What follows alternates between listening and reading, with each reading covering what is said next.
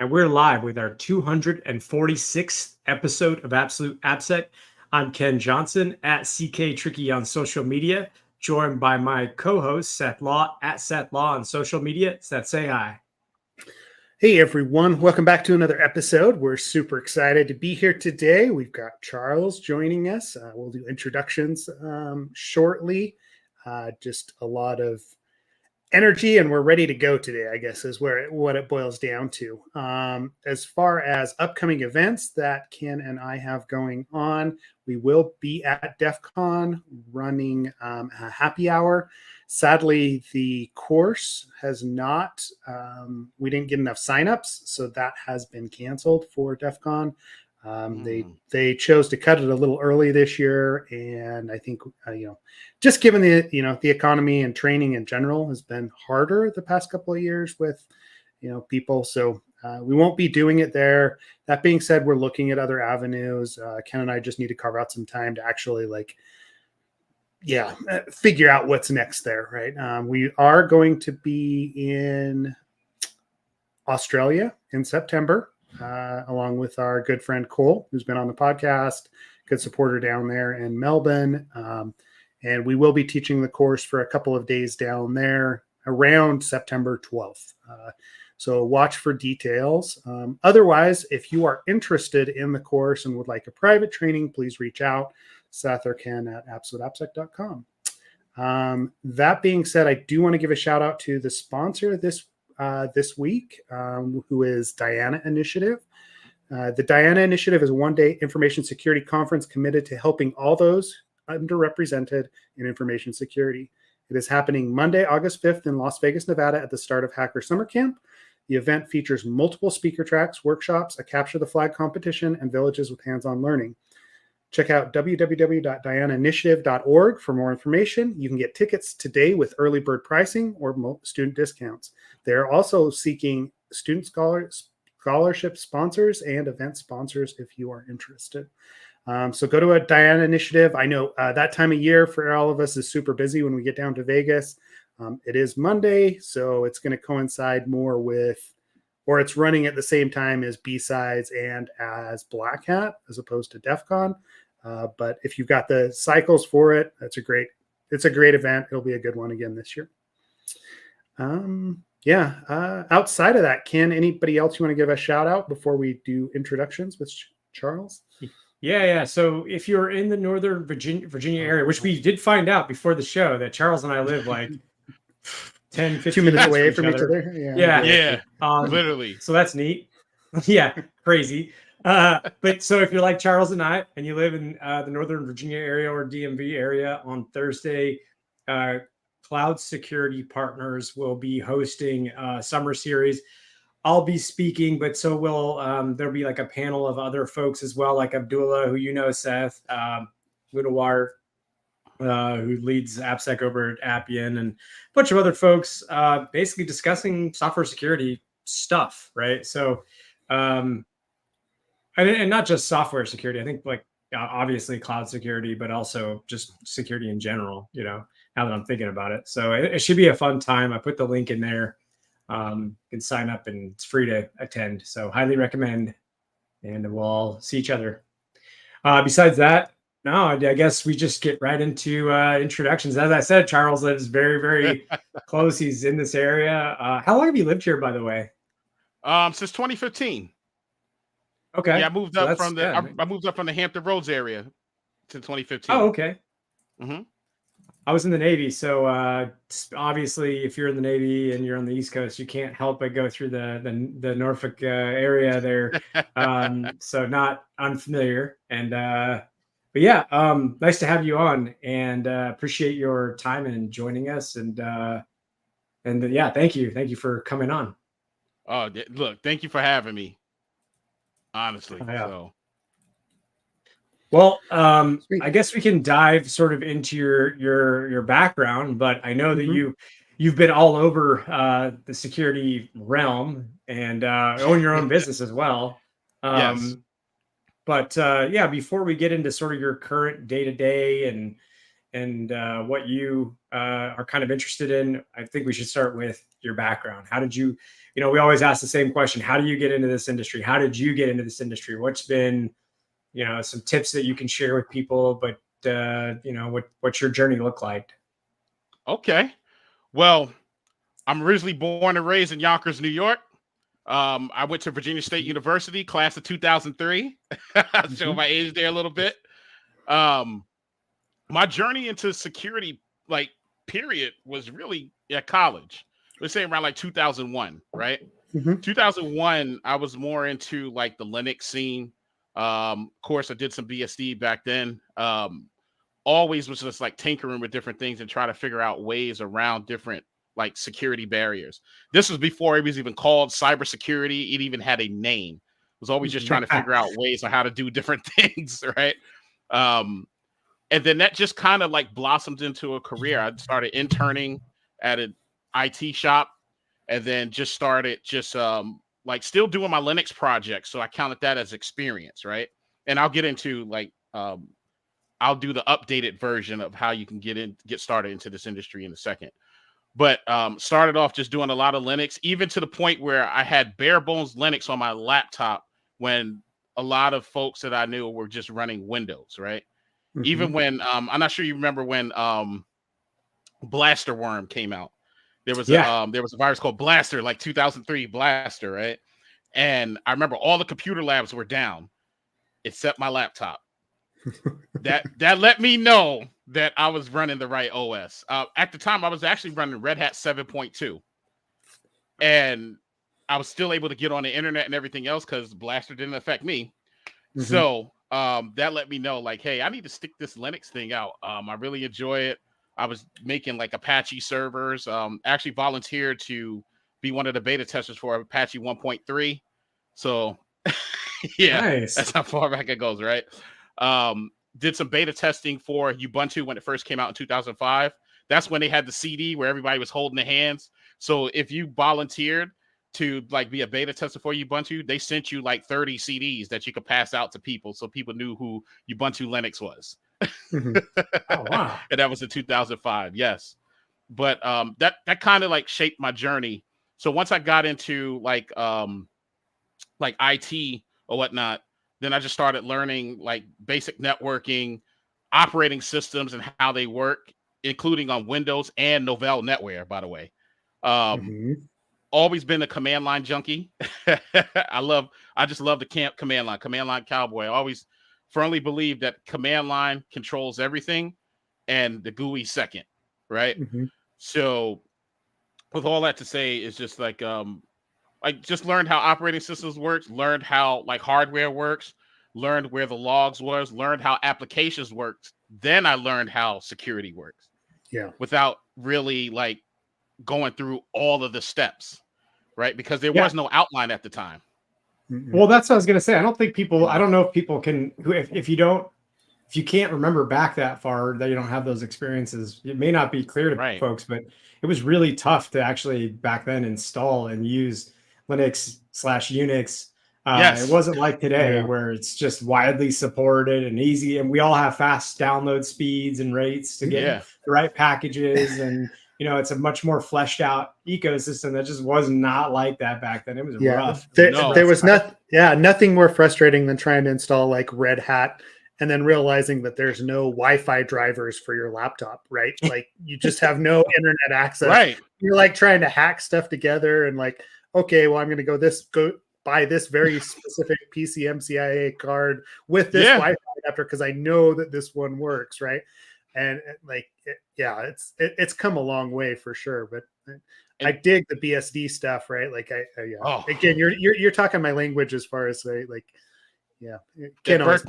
It's something about that. BSD, it's something about that. It's something about that Berkeley software distribution that just gives you a little oomph, a spark. Even though Unix is not really a thing anymore, but that will always forever be Unix in my heart because I started using FreeBSD in 1999. That's my AOL email address is bsdbandit@aol.com. Sweet. But it's a good forcing function for learning. It really seriously at the fundamental levels of like computering. Yeah, when you we'll say when you have to struggle through really that is. to make it just to make it work, right? Your understanding is so much deeper, right? And I like kind of discount that, right? Like, you know, when you give somebody Ubuntu or whatever and they fire it up and then they're like, well, where's my start menu? How do I install software? You were like, you don't understand what it took to get to this point that you actually have a screen with X Windows running. Yeah. Right. that actually works, right? You know, even with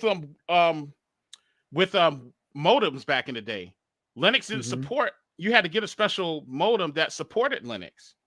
A lot of the laptops only had Win modems. So you had to buy a separate modem to be able to connect to the dial-up through Linux using ppp.conf. Yep. Which is why nobody was writing worms for Linux. Pretty much.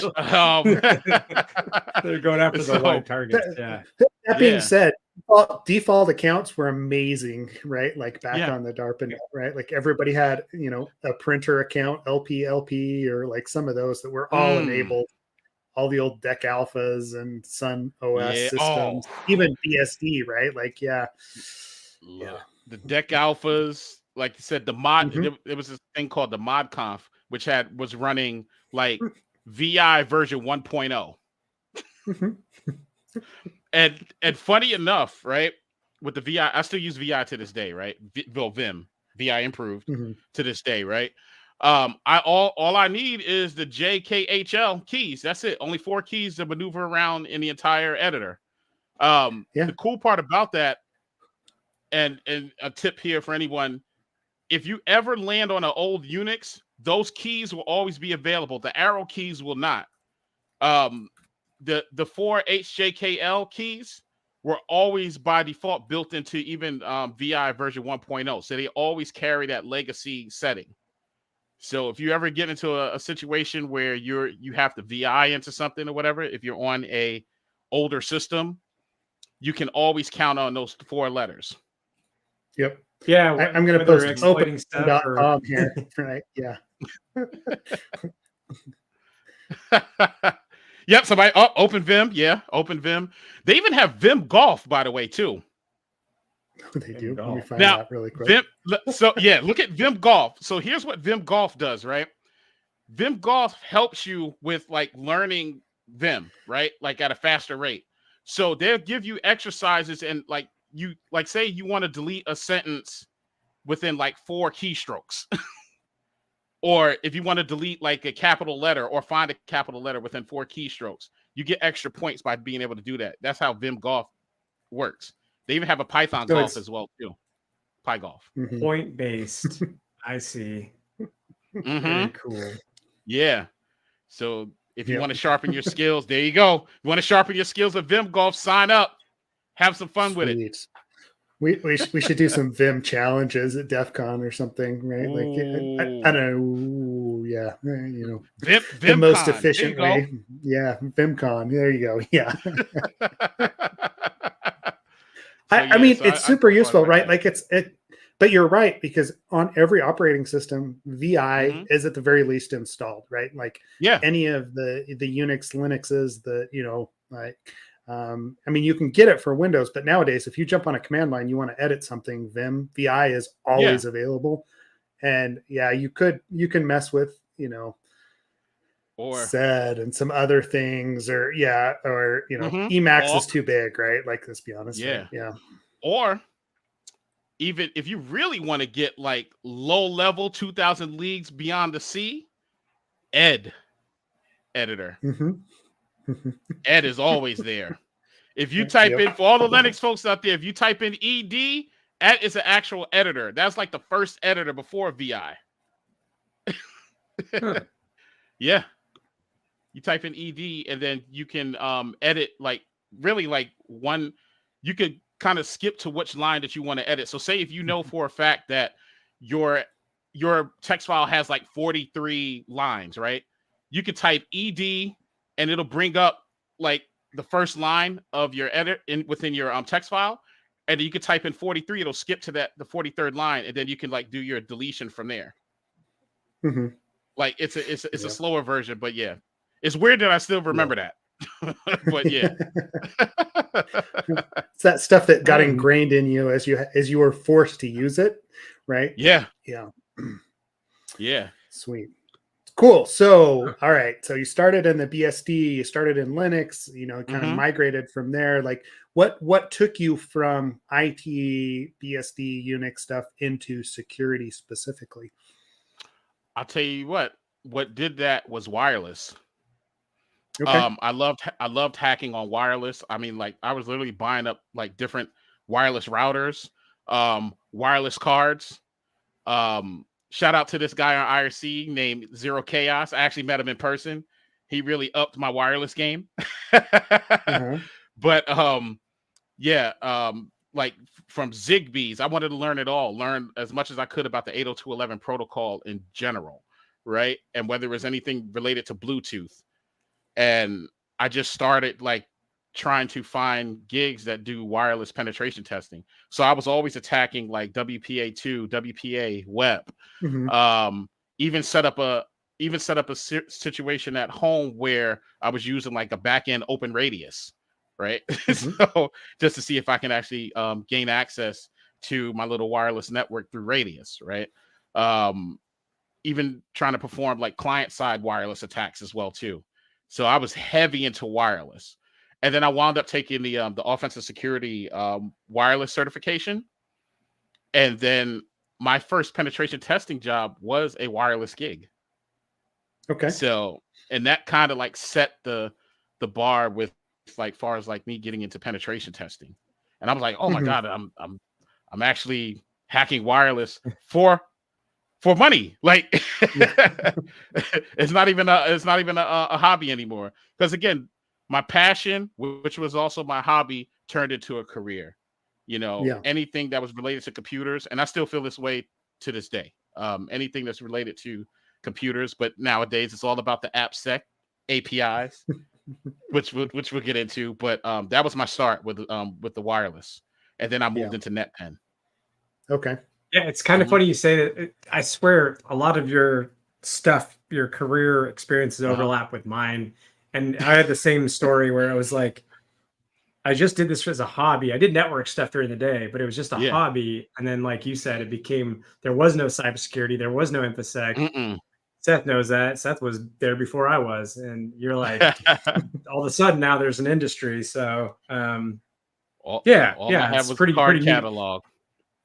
And actually, I still have the Alpha card behind me. Wow. Over here. I have an Alpha card right behind me in this cubicle thing, or that little classic. You can't give it up, right? Like, because it worked, right? No. For web cracking, it worked, right? Like that, and then the Orinoco gold cards too, right? Like there's a couple of them that with the did pigtail. Really well. With the pigtail, you do the Cantana with the Pringles with the Pringles can, the little cheap wireless version for wireless 802.11a. Exactly. The there you go. There you go. Look at that. Big boy antenna right there. Yeah. I remember using this in Backtrack and what was it, NG Crack or something like that inside of Backtrack back before it was Kali. Same thing. There was Air Crack. Air Crack. Air Crack NG. Yeah, because it was the next generation version. Yep. Oh man, you bringing back some flashbacks here right now. Yeah, exactly. and I mean, again though, right? Like if you want to understand how wireless stuff works, getting into that level is super helpful, right? Like because at that point you have to understand how the protocol works, so you can initiate Aircrack NG to spam all of the different, right? Like generate enough traffic so you could crack it, so you could you could understand the encryption and like everything that went in with it. But to this day, those like principles, they still make sense, right? Like they translate, which is the funny thing, right? Into APIs, into other things when you're looking at encryption, when you're looking at padding Oracle attacks for crypto, right? Like it's the same concepts. And so it's not wasted effort to go through something like that or doing that. There's a reason why they still host some of those contests at DEF CON, right? And at some of the beginner conferences, because it helps with the understanding. So yeah, super cool, man. we got a lot of, like I said, 90% of this stuff is APIs to this day. 90% of the internet traffic that's flowing through our veins right now, I say our digital veins, is API calls going back and forth, just shifting. Yeah. So when I see that, it's no different, and it just bleeds into other areas. Well, and if anything, they've just made the APIs more easily accessible, right? So nowadays you've got like the RESTful APIs, those standards. You've got JSON, you've got GraphQL. Whereas back in the day, it was like proprietary binary formats, and you'd have to find the Java or the C SDK on how it's actually communicating. And I think that's that. Like when we talk about interoperability, I guess is the word, right? Like back when we were getting into it, things like the Orinoco card, right? The reason that it was so useful was because it was open. Most of the other cards that were out there had closed SDKs. You couldn't get documentation, so they couldn't build Linux drivers for those. Like the hardware vendors like held all that information like it was their secret baby, right? Like and so we've come a long way from there that we like know how to interoperate, we know how to attack, or we know what's going back and forth, which allows you to attack, right? Is that more of what you're doing nowadays then? Like what tell us about like what your day-to-day looks like. So my day-to-day looks like right now, I call this, so it's funny. So I said like 6 months ago, right? I said, you know what? I woke up one morning, I was just like, you know what? I just want to just focus solely on web applications. And APIs. There's so much to get into. There's so much that's undiscovered. There's so much research out there. And I just wanted to dive headfirst into it. So I just literally like each day, and even to this day, in my mind, I have officially declared war on web applications and APIs. So World War Web, right? And because I want to help developers be able to secure their applications through testing, right? Through research, be able to help with securing applications, because we have so many things out there that's like critical infrastructure that's not really that secure. And the only way it can get secure is by finding bugs, testing software, looking at applications, doing source code review. And I just wanted to get into the fold and contribute. So that's what got me like got the ball rolling, right? And I just dove headfirst. I revisited SOAP for web services. the legacy SOAP. I cringe when I even see it, right? Because there's still SOAP. You know what though? I was gonna say I'm sure there's still SOAP, especially like yes. I remember in the government it was really, but I think maybe that was just because they were pretty heavy into Microsoft, so it was probably just more indicative of that than it was like a specific industry. But anybody that's using Microsoft to build web apps, that's and it's still to this day. It's still heavily used. Because Java and .NET, right? Java and .NET, they lead towards the use of SOAP and DTDs and all of the XML stuff. It's easier to implement that than it is JSON for those. Right. WDSL, WDLS. So all of that, like all kind of like coincide, work hand in hand with each other, right? And even with REST, there's so much REST APIs out there that are in use. I started diving into GraphQL. I'm actually doing a talk coming up. I know it's early for the promotion, but I'm actually doing a talk coming up in October at Wild West Hacking Fest on abusing API security. So I'm going to be focusing solely on GraphQL, and here's another one, gRPC. Yeah, gRPC is another big nobody really talks about service protocol. Yes. I want to get into those gateways. I want to know what's going on. I want to see what's behind the scenes. So I'm loving the research that I have so far. I've actually built out a gRPC hacking lab. So just been spending a lot of time just playing around with that. Same thing with GraphQL. I have a GraphQL hacking lab as well too, along with REST, right? And with the research that I've done so far, like the cool part, the thing that a lot of things, where a lot of security vulnerabilities happen with REST is that they give you more information that you need. So what I mean by that, say if I find an API in a web application, right? And I was like, oh, I noticed it says, /API version 1. And then in version 2, I'm like, oh, okay, cool. I'm going to focus back on version 1 because I know that's where the original bugs are. I'm not even thinking if it has version 1, 2, and 3, I'm going to focus solely on 1 because it's still running. And I'm like, okay, cool. I know there might be some bugs related to that haven't been fixed. That's why they have a version 2 and a version 3 for a reason. So I'm looking at that, and say if I want to say I want a username and a password, and we'll say position, right? I'll just say position. Throw it in there. What REST API does, it sends me back not only username, password, and position, it'll send me social security number, the last time you logged in. It gives you more information that you actually need from the REST API, right? Which is very dangerous because if there's no authentication for the REST API, then guess what? I get all of that information for free, and I get to log, I get to take a look at it. And now I'm looking to see if I can do some SQL injection. Can I do server-side request forgery? Can I do like cross-site scripting, within these environments? With GraphQL, the cool part about GraphQL, if I ask just for the username, it's only going to give me the username. It only gives me what I asked for, which is a cool security mechanism. So these are things that I want to help developers to understand as well, too, as they're developing new applications.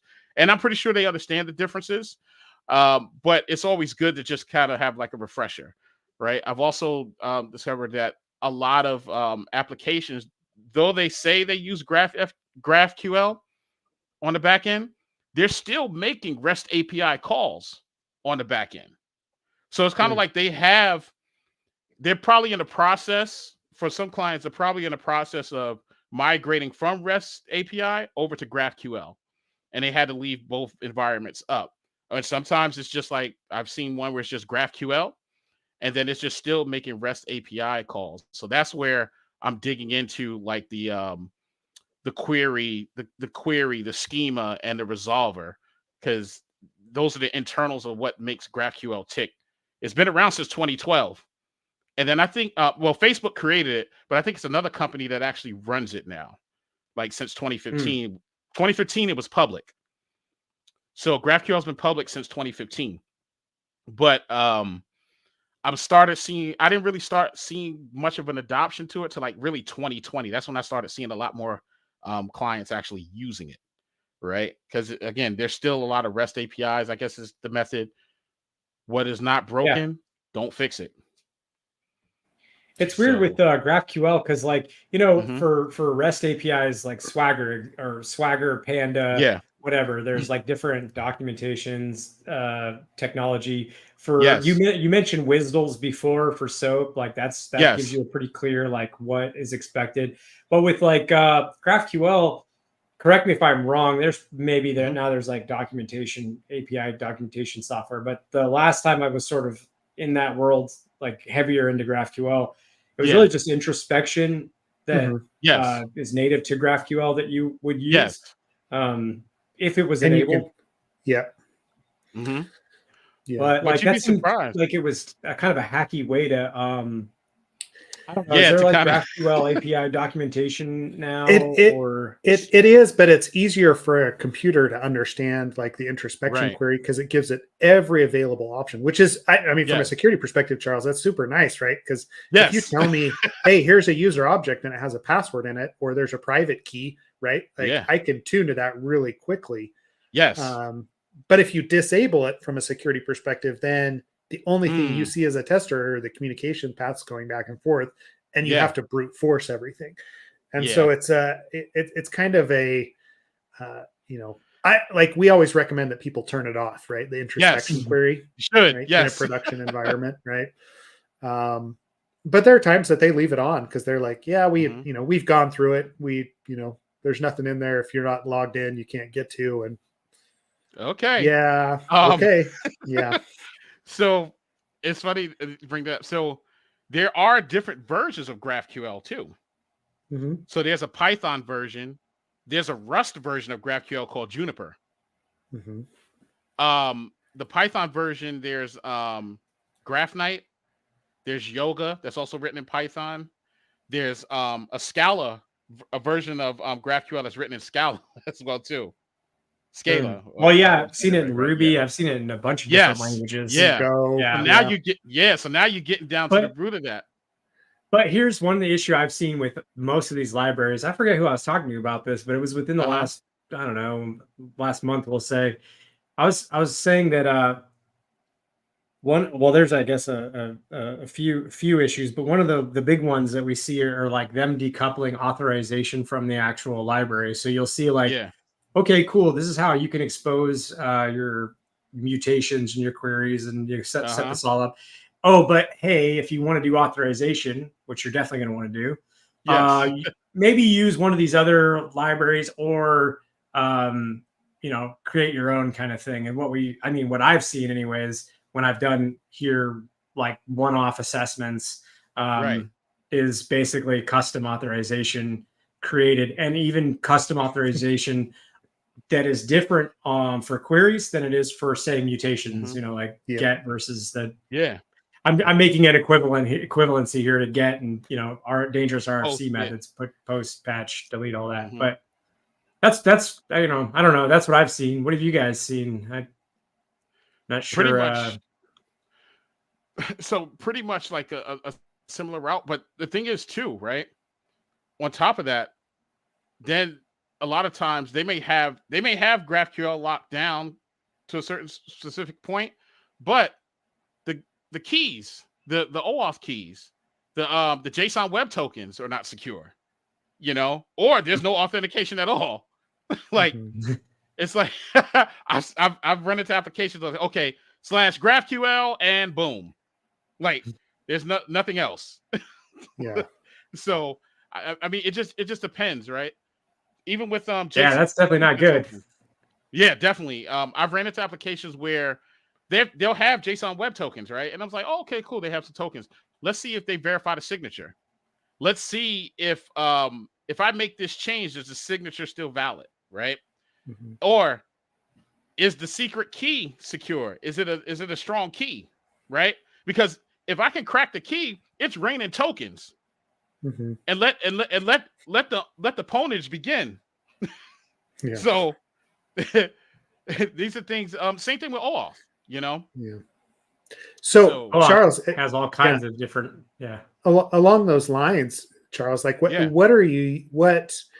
tools are you finding useful to analyze, to run through your GraphQL stuff and any of the JWTs, like what is it that you're using on a daily basis to help you along? So on a daily basis, I use this software called Altair. It's AL, and I'm probably misspelling it, but it's a GraphQL client. You can run it either in the browser. I like to run it in the browser, but it has a browser extension, but you can also install it on Windows or Linux, right?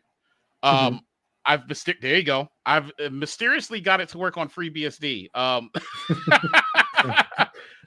Post those instructions, please. Yes. So with FreeBSD, you can, because with FreeBSD, you can use Linux-based libraries. I use Ubuntu libraries within FreeBSD. So I can use Ubuntu in a chroot manner on my FreeBSD box. Okay. So when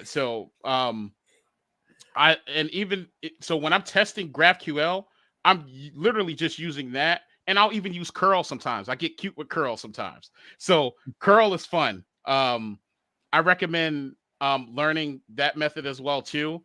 And if you really want to sharpen your scripting skills, try to see what you could do with curl and access, like several different like GraphQL endpoints to see what you come up with, and you could just use something as simple as just like bash scripting, throw a little bit of sed awk in there to really mix it up and have some fun that way. Or if you're a Python person, do it in Python. See if you can script out curl. There's PyCurl. There's a PyCurl module that you can use too. So these are things that you can, I would definitely recommend knowing some curl, because curl is everywhere. You might get into a situation where you don't have like the GraphQL tools ready available if you're doing offensive security. Cool. So Altair for GraphQL stuff. Yes. Like for the JWT, like you were mentioning some of this, like cracking the key or testing that out. Or using like Burp Suite. I mean, I know there's some extensions for Burp Suite for some of those, but yeah, what is it that you're using on that? I'm actually using Burp Suite. Okay. And then there's I think it's like jwt.io, right? Where and you can practice this in the lab as well too. So that's pretty cool, right? And the lab is free, by the way. There's also a jwt.io where you can actually like deserialize the JWT token, right? Oh, there we go, right? Yeah. So I use a combination of that sometimes, or sometimes I'll just use straight up Burp and just call it a day. I'll just capture the request, and there's like there's Burp plugins for handling like JWT session tokens that you can play around with as well too. So I saw that there's a way to like. Sorry, I didn't mean to interrupt. No, go ahead. I noticed that they have like with their plugin, they've got some cool features like brute forcing keys with the word list. Yes, they've got the one that was really interesting was the what were they trying to do? I think create signed with no signature, no actual key. So signed but with no key. JWT payloads as well. Yeah, no, there's like a few things with the like you mentioned with the Burp Academy or whatever it's called, web test Portswigger or whatever. Yeah, Portswigger Web Academy. 90% of what I learned with attacking web applications is all in there. I just put the time in and just practice. That's it. Whether it's server-side attacks or client-side attacks. Nice. And then outside of that, that's when I'll start looking at GitHub projects that actually have vulnerable versions of the whatever it is that I'm trying to attack as well to follow up. We always recommend that to like when we give our secure code course, we always recommend that people actually do that. They go and like we actually link to Portswigger's Academy and this article there, and we always like tell people, hey, it's valuable to go and actually try this stuff, and you'll be surprised like how many weaknesses there are in JWT implementations out there. Oh yeah. And what's funny with also to help like give back to the AppSec community as well, I'm going on a tirade of resolving and adding on some new labs, every lab in Portswigger, and then blog about it. Cool. So you should definitely post. You should post that stuff in Absolute AppSec or in Slack when you get it there, because that's we get questions about it all the time, right? So sweet. I call it my summer web workout. Do you think that I was gonna ask you this, like because I was digging in on I get I deal with all kinds of questions from a lot, not necessarily technical people, right? Like I deal with a lot of whether it's VC or customers or whatever. I get a lot of questions, and so one of them is usually like what separates API security from regular security, and I look at I tell them about the API top 10 and what I noticed with that whole, what I'm getting to here is with the OWASP API top 10. To be honest, most of it seems centered around authorization flaws. It doesn't seem like it's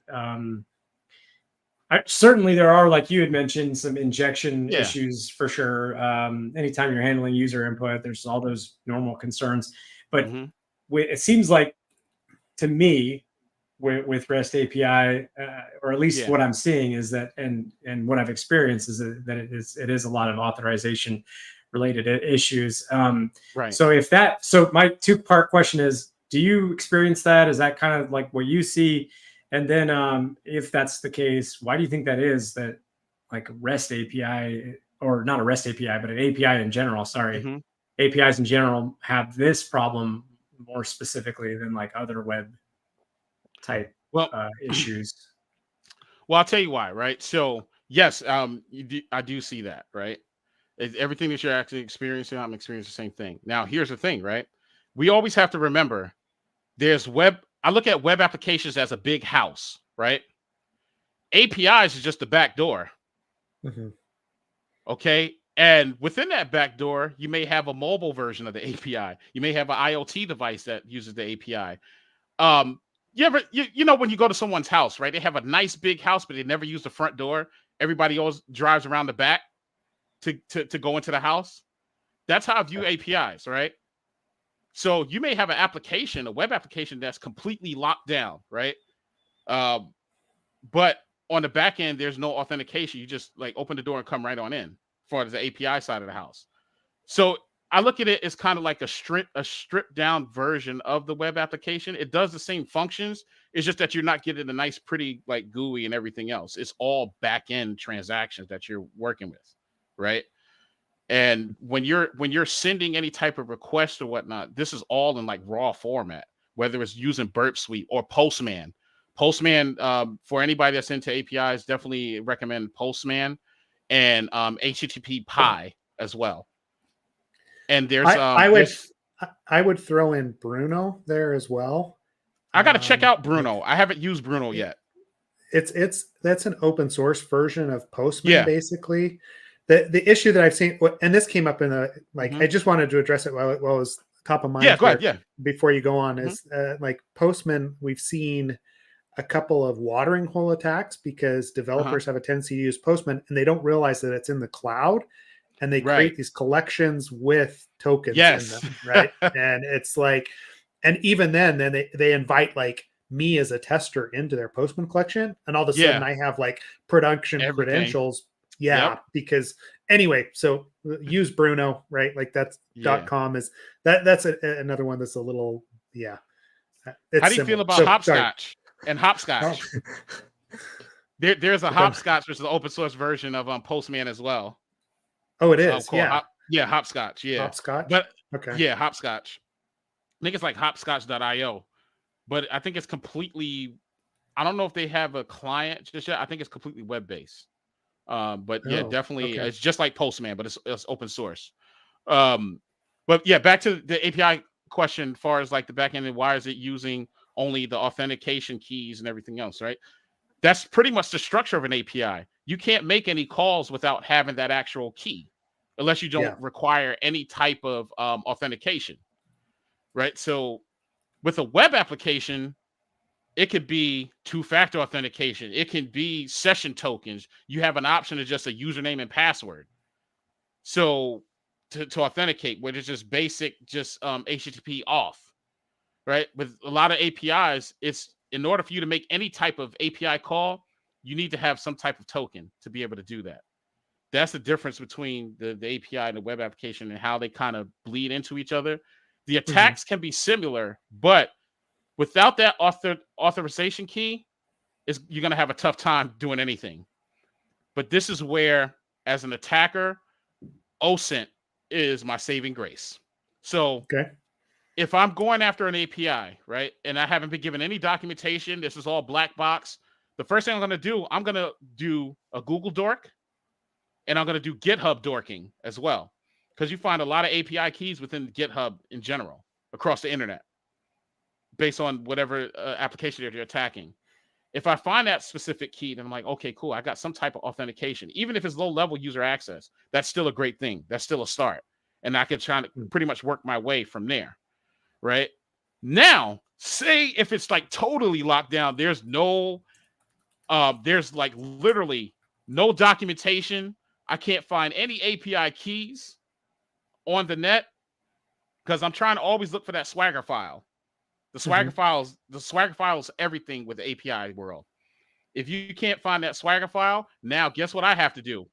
I have to roll up my sleeves, break out the dev tools, and see where the APIs are making, where the application is making API calls within dev tools. Pretty much you're going through the reverse engineering process, and then kind of pretty much map out what the API, the application does, where the call is made. Okay, let me see if I can get to the API. Okay, cool. that I know this does that function. It's a slower process, but that's all you have left when you're doing a black box or any type of security research. If you don't have any documentation, you don't have anything, you couldn't find anything on the internet through your OSINT travels. Now you just got to go. You just got to go for it and just reverse engineer it from there and see what. And you will come up with something. There's always a way. So and who knows, you might find something that an API that was undocumented that the developer didn't know about or the user didn't know about. So that's the fun part about that. Yeah. Well, and that's, I mean, honestly, right? Like, how often do you get code and you're actually looking at like the API code during an assessment? It's rare because a lot of times during an assessment, they'll provide the Swagger file. They'll provide the documentation. They're like, hey, we want you to test it from this standpoint that you say you got the documentation already. Go. Yeah. Now, there have been times where they're like, well, we don't know about any documentation. Just see what you can find. And that's when it gets fun. But that's when the engagement's a lot longer too. Yeah, doing black box, I kind of in a way miss doing more black box testing. Yeah. There is like a fun for so many years now. I've just, it's just been kind of like, here's source code, go find vulnerabilities. Right. And I love that. That's my preferred way of doing things for sure. But there is something about not getting anything, no documentation, maybe not even in credentials, or maybe just a URL and some credentials, and just being told to go and figure out what you can do. I don't know how, I think this is a whole other topic, obviously, that's been discussed at length for years now, but there's different values if you're looking for a just a sort of realistic what can somebody who wants to spend a couple weeks trying to mess me up, what can they do? That's valuable. I mean, it's is it more valuable than a full audit? I don't know. I'm not even going down that road right now, but I'll say is in terms of testing, it's very fun to do black box. It can also be very frustrating too if you don't have a good methodology. Like I don't know if I assume you've and maybe that's something you can share with people, sort of a little bit about your overarching methodology, because I don't know how many people get a view into the just pure dynamic black box sort of testing and what's your methodology look like, kind of thing. Okay. So when I'm faced with an application, well, first I'll probably spend like a day just looking through any security research papers. Of course, I'll look at the domain name, see what's out there. I'll comb through Reddit because somebody might be talking about the application. They may have a trouble with like an upgrade or something else, or I'm always looking at open conversations about that particular application through Reddit. I'm looking for any type of security breaches related to that particular application to see if anything was out there, any security white papers, any blogs that were blogged about a specific the application in general. I also joined the mailing list as well too, the developers mailing list for the particular application, and I'll go through the mail. Yeah, I've been rejected from so many of those like private ones because they're like, oh, what university do you work for? I'm making stuff up. You gotta get creative, social engineer my way into a developer mailing list, right? Like, sorry, go ahead. Yeah. So no, I've been pushed. I got pushed back for something. They'd be like, "Oh, okay, yeah," and they never answer me, and then I'm just blocked. So, but no, these are things that I look at. So I joined the mailing list to see what bugs, what issues that they're having. Hey, we have an issue with this particular API. I'm trying to make this specific system call. Screenshot, because it might not be there anymore. I always screenshot everything. So I screenshot, I put it in my little, maybe like a OneNote or whatever, Notepad, Sublime, whatever I'm looking at, right? Or I just save it to my desktop. Cool. Once I do that, then the next step is, okay, let me fire up Burp and just go through the website, go through the motions, create a user account. A lot of times, so with APIs, right? And this is where understanding how APIs work and understanding what an API actually is becomes valuable. So now you're looking at, okay, I've created a user account. First, there's public APIs where anybody can access them and make system calls. Then there's shared APIs, which you only get access to specific system. You might get access to more system calls if you're actually signed up and registered with that particular application. Look at it this way, like Apple Developer Program. You have public APIs, I'm sure, for Apple that they use for testing. But if you join their developer program, you get access to special access to specific APIs because they look at you as a registered developer. You used to have to pay $100. I'm not sure what it is now, right? But that's shared API. And then private, no. If you don't work there, you're not a developer, you're not getting access to the private APIs. And that's where reverse engineering comes in for that aspect, right? To find out what you can actually get access to. So that's all part of like my methodology. If I got a chance to register the account, I will register. And I'll be like, okay, now that I have a user account, let's see what else I have access to. And as I'm registering, I'm going through the application, but I have DevTools running and I'm using Burp. So it's a combination of the two for my methodology. And then I'm just taking notes. I'm like, okay, this is how this works. This is what the application does. Just running it as a regular registered user. No type of scans, attacks, or anything else. Just going through the motions to map everything out. Then I come back and do some more aggressive testing.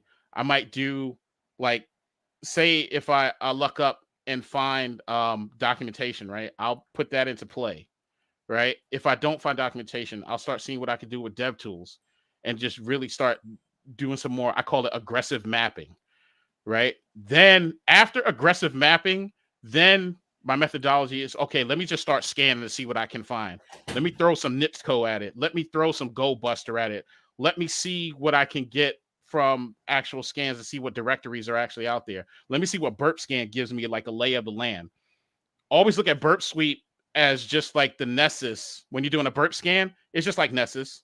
It gives you an overview of the land. It doesn't have to be true, but it's your job to go back and verify whether it's true or not. And simple but effective, I will look at the source code. I will open up the source code of the page that I'm on. Look at the source code and start reading the source code of the specific pages that I go on. And I take a screenshot of those particular pages or clone the pages so I can review the source code later. Because I want to know everything when I'm attacking an application, APIs in general. I want to know everything that I can possibly know about this application in that short window of time. So that's my methodology when I'm attacking APIs with or without documentation. I comb through the source code. I look and see what they're talking, if they're talking about it online. I join the dev mailing list. A lot of times I'm able to join. Sometimes I'll get pushback because they're probably thinking like, okay, yeah, whatever. And they'll just never answer me and block me. But which is a good thing on their part because they're thinking from a security standpoint. But that's the methodology that I use for starters.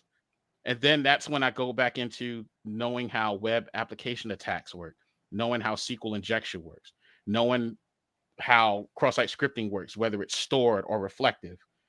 So if I see stored-based cross-site scripting, the next thing I'm going to try is SQL injection because that code that I just injected is running on somebody's database, and whoever visits that web page will still be able to run my code no matter who visits with stored cross-site scripting, right?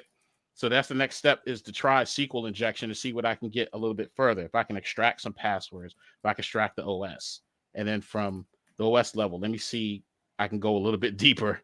So that's pretty much the methodology that I use when I'm attacking any web app or API. Cool. So I'm just going to recap that. So it's OSINT, light mapping of the surface, then creating a notes and checklist on where to dig in deeper.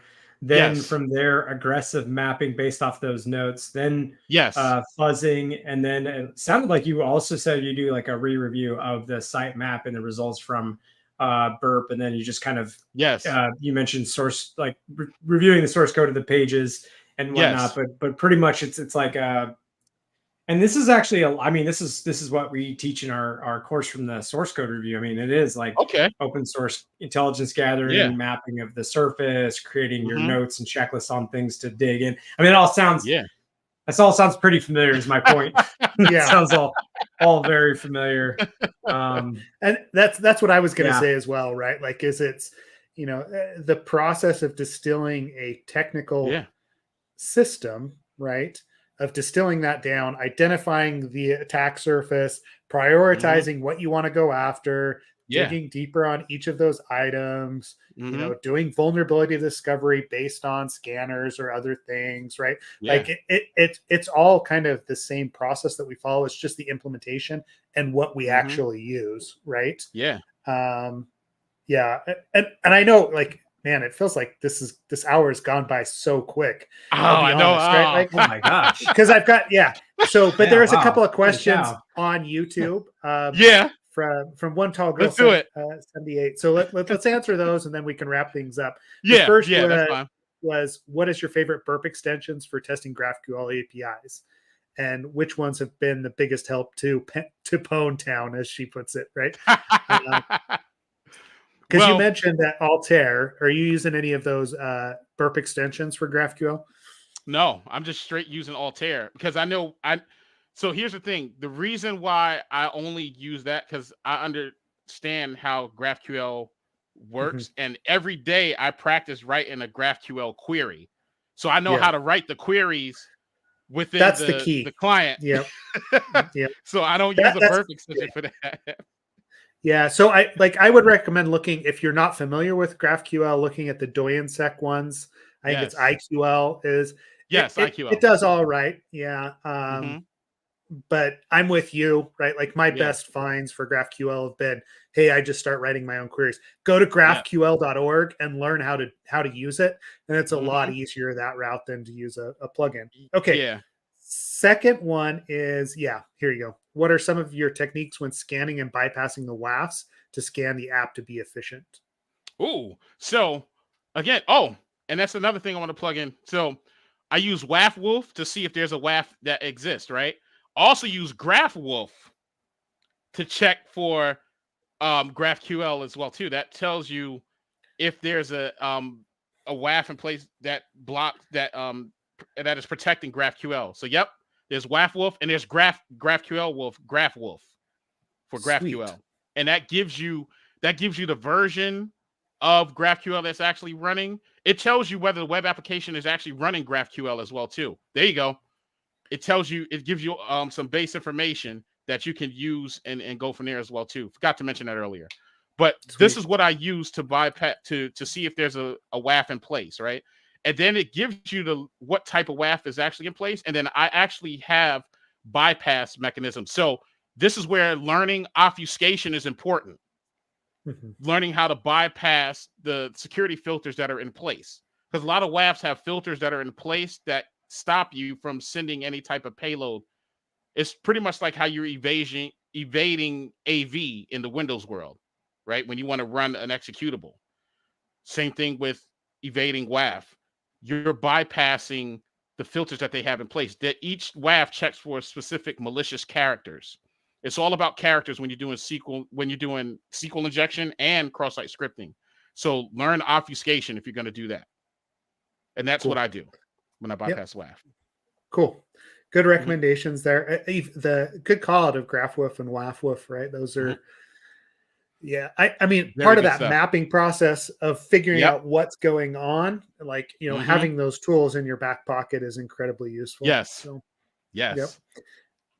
Cool. Well, Charles, I know we could keep going, right? Obviously.